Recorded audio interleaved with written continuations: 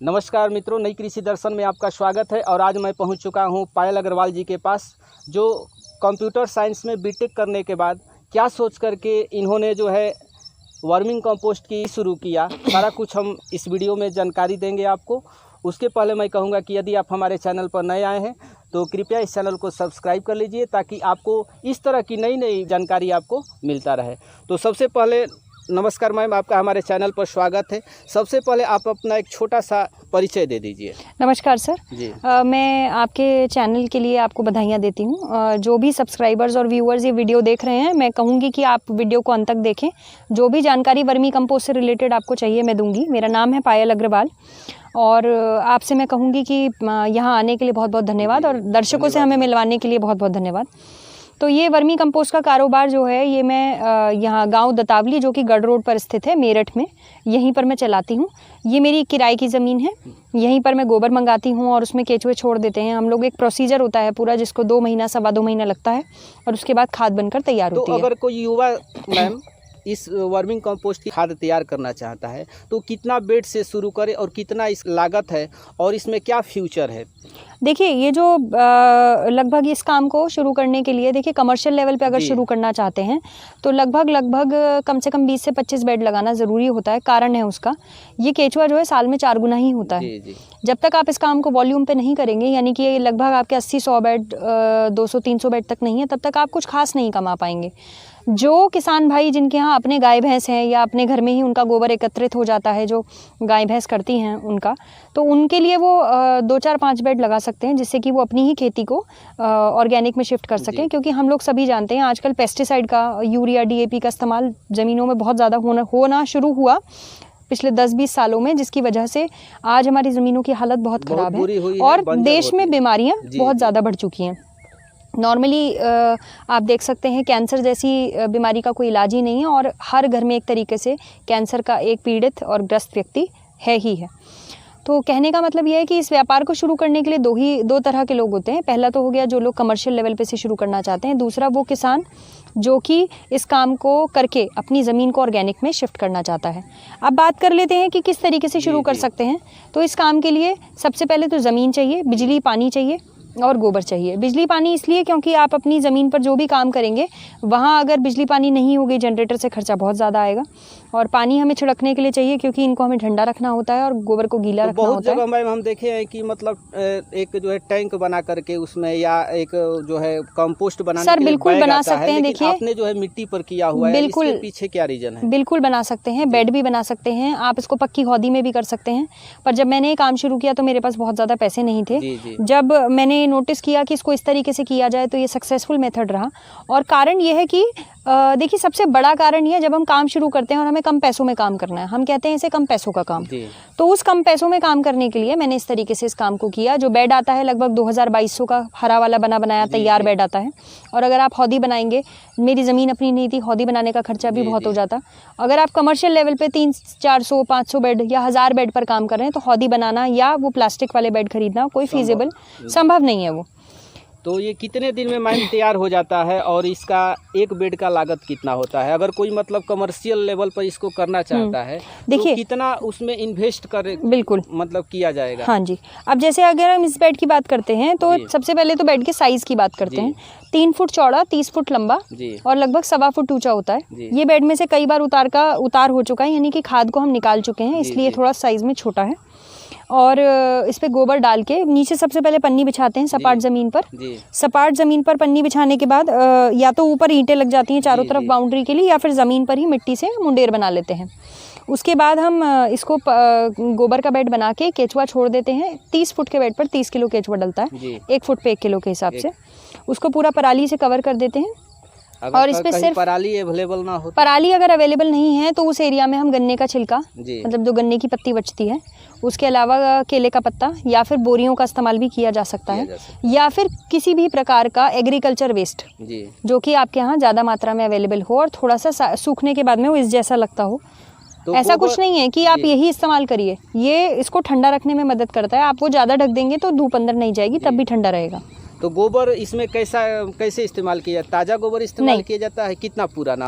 ताज़ा गोबर इसमें इस्तेमाल नहीं करते हैं क्योंकि ताज़े गोबर में मीथेन होती है और बहुत ज़्यादा गर्म होता है। हम इसमें इस्तेमाल करते हैं 15 से 20 दिन पुराना गोबर, महीने भर पुराना गोबर भी कर सकते हैं। हरे पीले रंग का होना चाहिए और गर्म नहीं होना चाहिए।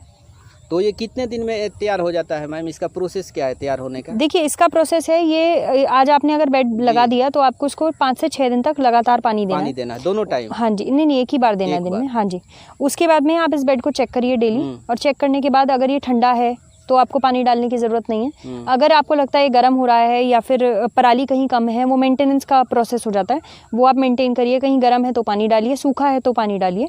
और अगर पराली उगड़ गई है या कहीं कमी है पराली की तो इसको हमें बिल्कुल अंधेरे में रखना होता है, इसको पराली से ढक दीजिएगा। अंधेरा में ज़्यादा एक्टिव होते हैं। हाँ, ये बिल्कुल इनके लिए वो वातावरण अनुकूल है। तो उस तरीके का वातावरण हमने इनको दिया है ताकि अच्छे से खाएं। तो ठंडा होना चाहिए, गीला होना चाहिए, मुलायम होना चाहिए गोबर, और ढका हुआ होना चाहिए, मतलब अंधेरा होना चाहिए। तो एक ही बार में सारा खाद तैयार हो जाता है कि इसको लेयर वाइज? देखिए हो सकता है एक बार में भी हो जाए। अगर आप उसको 2-2.5 महीने तक बिल्कुल नहीं निकालते हैं तो सारी खाद तैयार हो जाएगी। पर उसमें थोड़ा ये होता है कि गोबर और खाद के मुकाबले खाद होती है ठंडी और गोबर होता है थोड़ा गर्म। तो हमेशा गोबर जो केचुआ है वो खाद में पड़ा रहेगा और टाइम जो है अपना वेस्ट करेगा एक तरह से। तो इस तरीके के जो बेड हम बनाते हैं उनमें हम 3 से 4 बार की लेयर में खाद उतारते हैं। ये ऊपर के परत पे खाद तैयार हो जाता है, उसको निकाल लेते हैं, फिर दोबारा से ऊपर की परत पे खाद तैयार हो जाता है, उसको निकाल लेते हैं। इस तरह से 4 से 5 लेयर में आप खाद अपना तैयार कर सकते हैं। हो जाता है। तो तैयार होने के बाद क्या किया जाता है मैम? तैयार होने के बाद उसको निकाल लेते हैं, थोड़ा सा सुखाते हैं और छान देते हैं। हाँ। इसके बाद पैक करके बेच देते हैं, सेल कर देते हैं। तो आपके पास कितना केजी का पैक तैयार होता है मैम? देखिए मैं 40 किलो ही करती हूँ। 40 और 50 किलो के जो कट्टे होते हैं वो करते हैं हम, क्योंकि हम किसानों को बेचते हैं।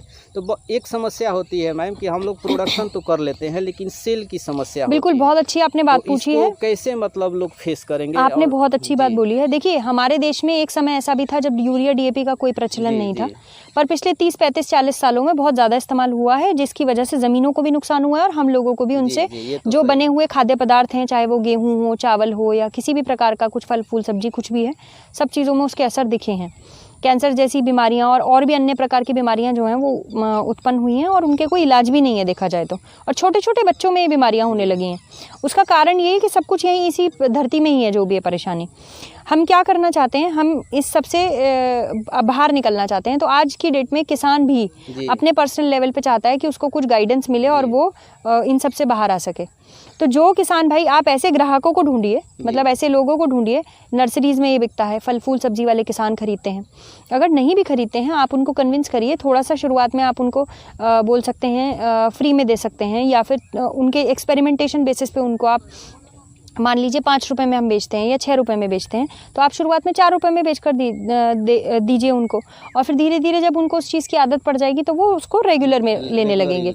और यूरिया और DAP से हम सभी को बचना चाहिए, क्योंकि सिर्फ इससे खाद्य जो लोग खा रहे हैं उन बनी हुई चीज़ों को, सिर्फ उन्हें ही नुकसान नहीं हो रहा है, जबकि ज़मीनों को भी नुकसान हो रहा है। आपकी लाखों और करोड़ों रुपए की जो ज़मीनें हैं वो बिल्कुल पत्थर होती जा रही हैं। ज़्यादा समय नहीं है, अगर आपने उसे ऑर्गेनिक में आज शिफ्ट नहीं किया तो आने वाले 10 सालों में वो 100% जो है डेजर्ट बन जाएगी। तो मैम गोबर तो मान लीजिए कि गांव से लोग उपलब्ध हो जाएगा, क्योंकि बहुत सारे गांव में लोग जो है पशु रखते हैं, और शहरों में तो ये वेस्ट के रूप में नाली में बह जाता है। तो गोबर तो आसानी से मिल जाएगा, लेकिन केचुआ अगर नहीं मिला तो क्या आप उनको प्रोवाइड करा देंगे? बिल्कुल कराएंगे। देखिए हम लोग इतने बड़े स्तर पर जो भी, अभी मैं इस ज़मीन पर लगभग मेरे 250 के करीबन बेड थे।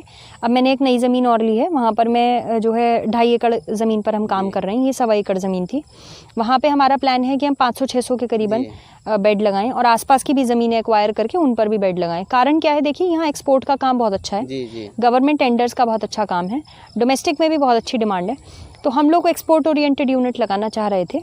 दूसरा क्या है कि इसकी डिमांड धीरे धीरे बढ़ रही है काफ़ी ज़्यादा, और गवर्नमेंट भी बहुत ज़्यादा जो है सपोर्ट कर रही है ऑर्गेनिक फार्मिंग के लिए। किसानों को वो रेगुलर बेसिस पे बोल रहे हैं कि आप ऑर्गेनिक फार्मिंग करिए, क्योंकि हमारे देश की जो इकोनॉमी है वो डिपेंडेंट है ना। तो जहाँ पर भी कोई भी व्यक्ति हम लोग डिपेंडेंट हैं एग्रीकल्चर पे, अगर हम इसी को थोड़ा सा और सपोर्ट करते हैं, बढ़ाते हैं, तो हमारे जो एक्सपोर्ट हैं वो जो फेल हो रहे थे पेस्टिसाइड और केमिकल्स की वजह से, वो दोबारा से सक्रिय हो जाएंगे, एक्टिव हो जाएंगे।